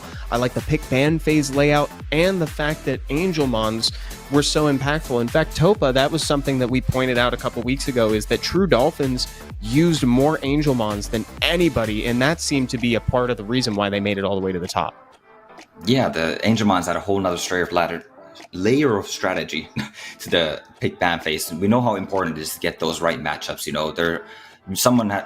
Their players have their own distinctive play styles and such. So like preparing against a player, someone will inevitably do better than another player. So to be able to get those favorable matchups, that's really all it came down to. And I think in True Dolphins being able to use, those Angel Mons in the round robin is what ultimately put them up, so much further ahead of everyone else too, being able to take advantage of those advantageous matchups and gaining as many points as possible. But unfortunately, that magic did not last for them here today, and GLHF does take the victory here.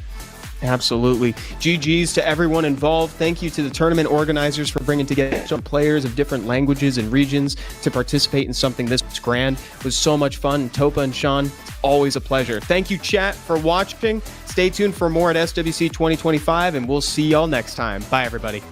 Bye-bye. Have a good night. Bye-bye.